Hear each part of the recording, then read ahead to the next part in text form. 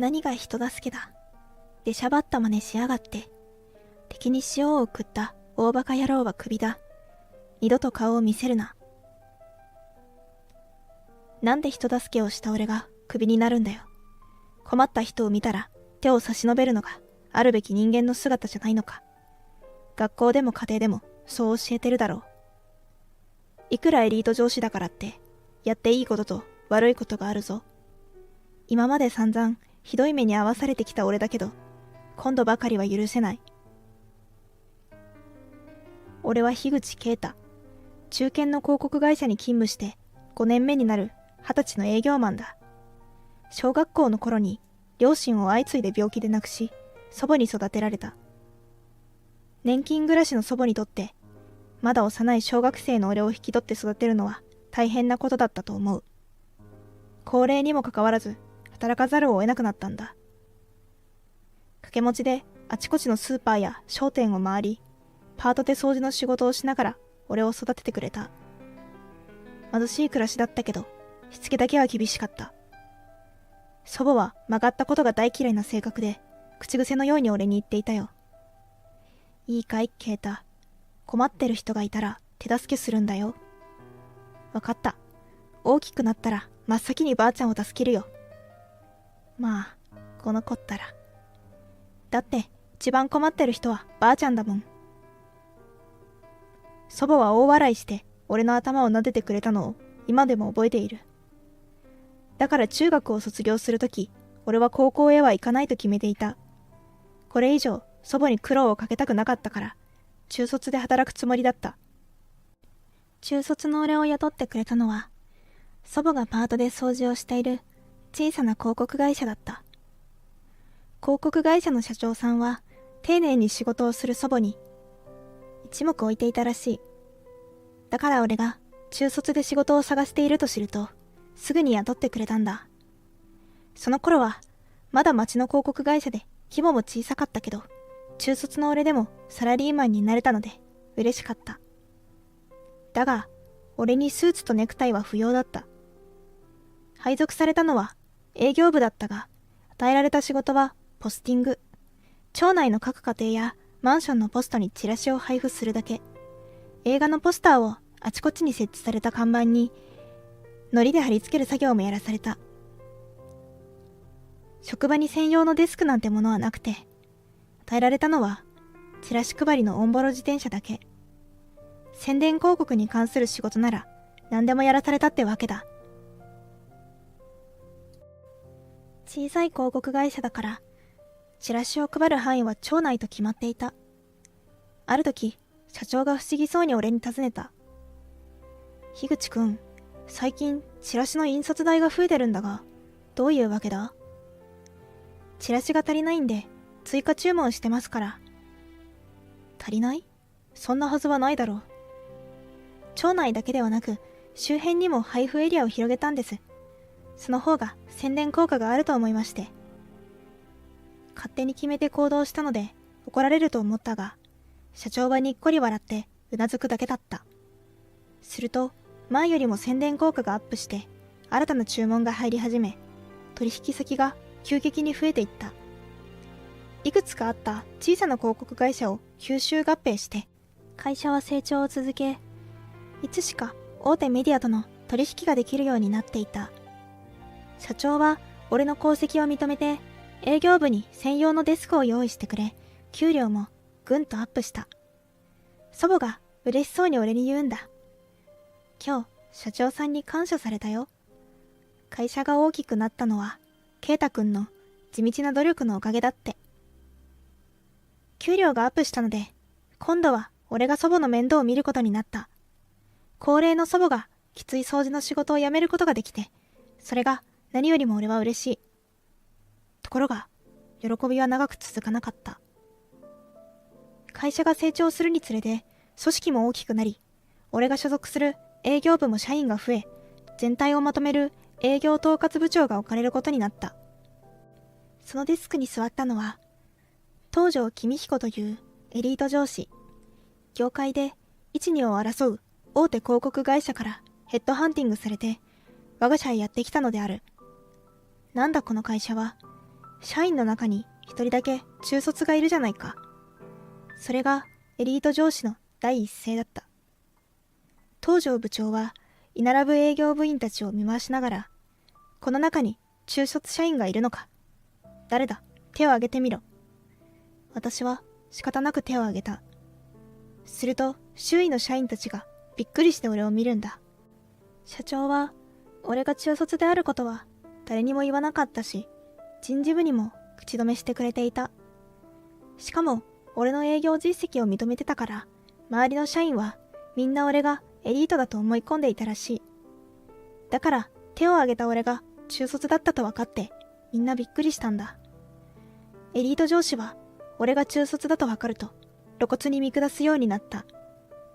なんで中卒社員のデスクが真ん中にあるんだよ。目障りだから移動しろ。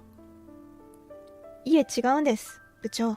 樋口さんはチームリーダーなので、デスクは真ん中にある方が仕事がしやすいんですよ。エリート上司に忠告したのは、同僚女子社員の山本由美さんだ。するとエリート上司は、なんだと、お前は高卒だろ。低学歴の分際で私にアドバイスするのか。結局、俺のデスクは部屋の一番後ろに追いやられ、山本さんのデスクも俺の前に移動させられたのである。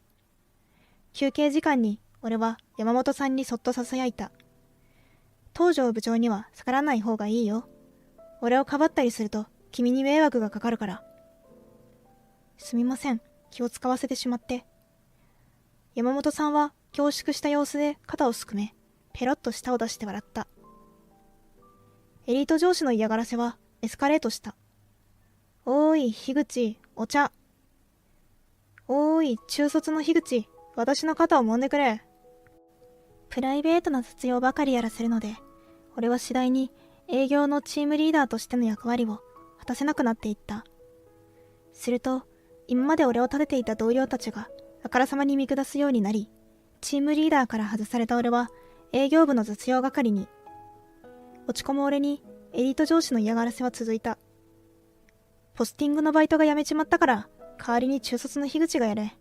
昔やってたそうじゃないか。部長。俺の営業実績を認めようとしないで、チラシ配りをあてがうエリート上司のやり方に、山本さんが噛みついた。チラシ配りは誰でもできます。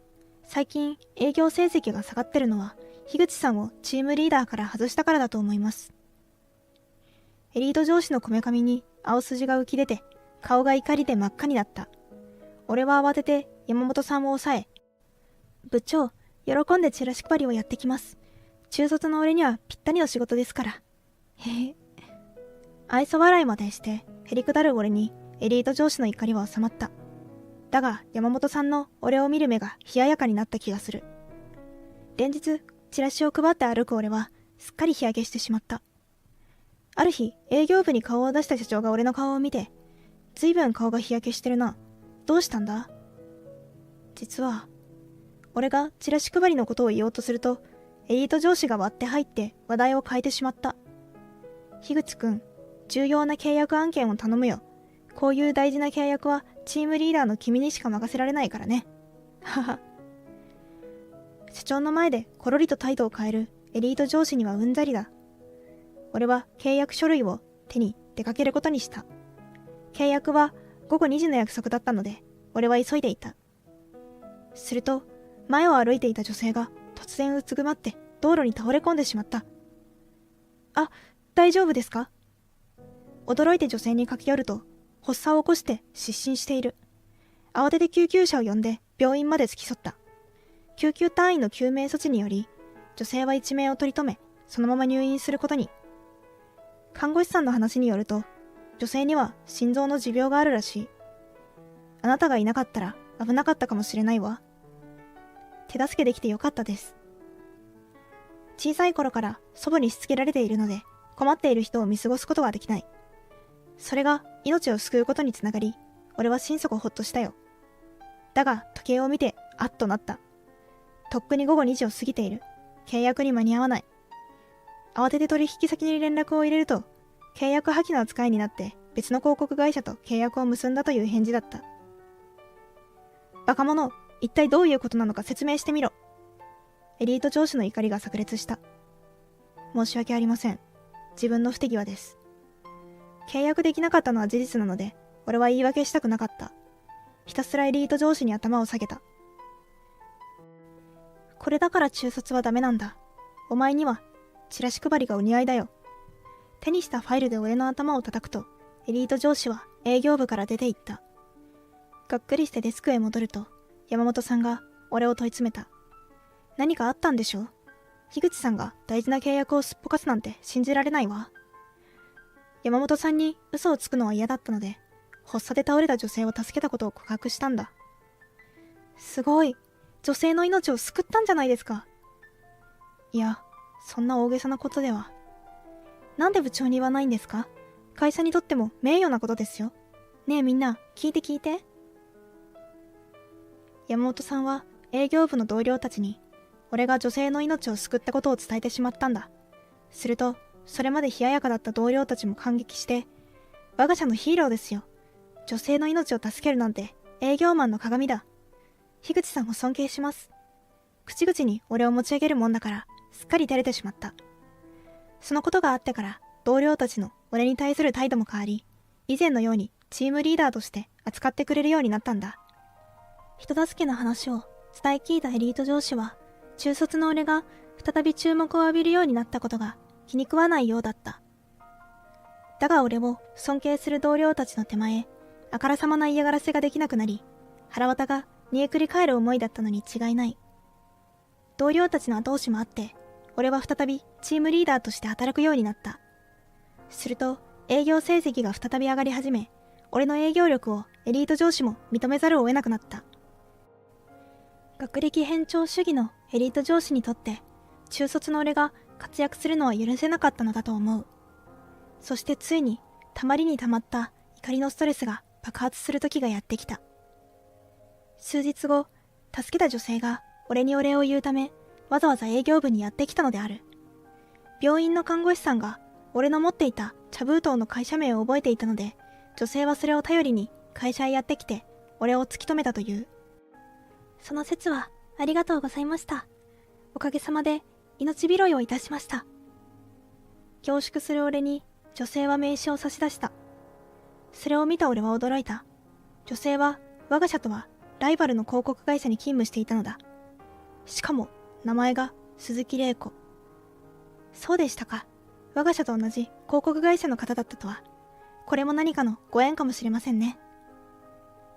父に話したところ、とても感銘を受けまして、一度こちらの社長様にご挨拶をしたいと申しております。うちの社長と？はい、申し遅れましたが、私は鈴木の娘でございます。鈴木の娘さんって、まさか鈴木社長の？なんと女性はライバル社の社長令嬢だったのである。女性が帰った後、山本さんや同僚たちは私を取り囲んでしきりに感心するのだった。ライバル社の社長令嬢の命を助けるなんて信じられないわ。今まではライバル同士だったけど、事業協力のきっかけになるかもしれないぞ。するとエリート上司がニヤニヤ笑いながらやってきて、俺の胸に指をつけて冷酷な声で命じた。何が人助けだ。出しゃばった真似しやがって。敵に塩を送った大バカ野郎はクビだ。二度と顔を見せるな。翌日、人事から辞令が下りて俺はクビになった。先日の大事な契約をぶち壊しにして損害を出したこともあり、社長も東條部長の言い分を飲まざるを得なかったのだろう。これ以上騒ぎを起こすと社内が混乱すると思い、俺は黙って辞令に従い会社を去ることにした。俺の話を聞いて、さすがに祖母は落胆した。心配いらないよ。別の仕事を探すから。心配なんかしてないさ。私はお前を誇りに思うよ。一人の女性の命を救ったんだもの。それでこそ私の孫だよ。その頃、営業部は鳴りやまない抗議の電話でてんてこまいだった。俺が担当していた取引先は、すべてエリート上司が肩代わりすることになり、メールでその旨を知らせたところ、抗議の電話が殺到したのである。樋口さんが辞めたのなら取引はなかったことにします。うちは樋口さんを信用して契約したんだ。彼以外とは取引はしません。俺が開拓した取引先のすべてが契約の打ち切りを突きつけてきたのだ。このままでは俺をクビにしたエリート上司の責任問題だ。東條部長は慌てふためいて俺に直接電話をして懇願するのであった。すまなかった。辞令はなかったことにするから、ぜひ会社へ戻ってきてほしい。頼むよ、樋口くん。こうして俺は再び営業部に戻り、チームリーダーとして働くことになった。俺が真っ先にやったのは、契約打ち切りを通告してきたすべての取引先に電話を入れ、人事の手違いだったことを伝えて謝罪したことだ。すべての取引先が俺の復帰を喜び、契約の継続を約束してくれた。中には新たな契約を申し出るところもあった。営業部の全員がほっと胸をなで下ろしたところへ、エリート上司の東條部長が真っ青な顔で入ってきた。社長に呼ばれて首を宣告されたのであった。社長室に呼ばれた俺は、同僚の山本さんが社長に真実を打ち明けたことを知った。それを聞いて激怒した社長が東條部長をクビにしたのだ。しかも俺が遅刻して打ち壊しになった大事な契約は、実はそれ以前にエリート上司がミスをしていたという。その致命的なミスにより契約破棄は決まっていたというのだ。エリート上司はわざと俺を契約に行かせることによって契約破棄の責任を負わせるつもりだったのである。エリート上司の悪質なやり方に改めて怒りがこみ上げた。その怒りを鎮めることができたのは山本さんと同僚たちの笑顔だった。俺は真実を社長に打ち明けてくれた山本さんに感謝し、これからも協力して仕事をしていこうと手を握りしめた。その瞬間、山本さんの顔がポッと赤くなったんだけど、これってもしかしたら、これからも俺は困っている人を見たら手助けするんだよという祖母の言葉を忘れずに生きていこうと思う。真面目に生きてれば誰かが必ず助けてくれるんだ。